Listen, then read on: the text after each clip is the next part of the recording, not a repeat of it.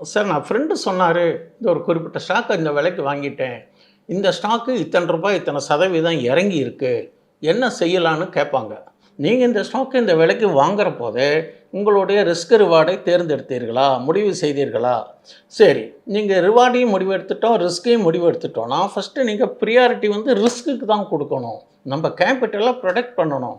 இந்த ஸ்டாக்கு 1510க்கு வாங்கிட்டோம் அப்படின்னா, அதுக்கு ஒரு 1490 அல்லது ஃபிபோனசிலே உங்களுக்கு காமிக்கும்.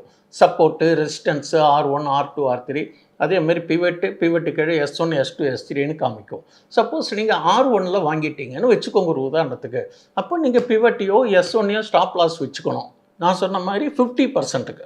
அப்போ அது வீக்கா இருக்கிறனால தானே சப்ளை ஜோன் கிரியேட் ஆகி கீழே இறங்கிட்டே வருது. அப்போ கீழே இறங்கி வரும்போது என்னாகும்? நல்லா இறங்கட்டும்னு விட்டுறணும். சரி. இறங்கி வரும்போது, அங்க நம்ம வந்து எப்போ டிமாண்ட் கிரியேட் ஆகுதுன்னு பார்க்கணும். அதுக்கு சில இண்டிகேட்டர்ஸ்லாம் இருக்கு. அப்போ அந்த டிமாண்ட் கிரியேட் ஆகும்போது, நீங்க அந்த வித்த ஸ்டாக்கு ஒரு பணம் இருக்கும் இல்லையா? அதில மறுபடியும் வாங்குறதுக்கு பணம் இருக்கும். அப்போ அத வாங்கி நீங்க ஆவரேஜ் பண்ணி, அக்யூமுலேட் பண்ணி அப்படி தான் பண்ணணும். அக்யூமுலேஷன் அப்படின்னா நான் ரூ. 1510க்கு வாங்கிட்டேன். அது ரூ. 1300 மறுபடியும் கொஞ்சம் பணம் கொண்டு வந்து போடுறேன். அப்படின்னா எத்தன பணத்த போடுறது சந்தையில? போட்டுக்கிட்டே இருக்க வேண்டியது தான், அது இறங்கிட்டே தான் இருக்கும்.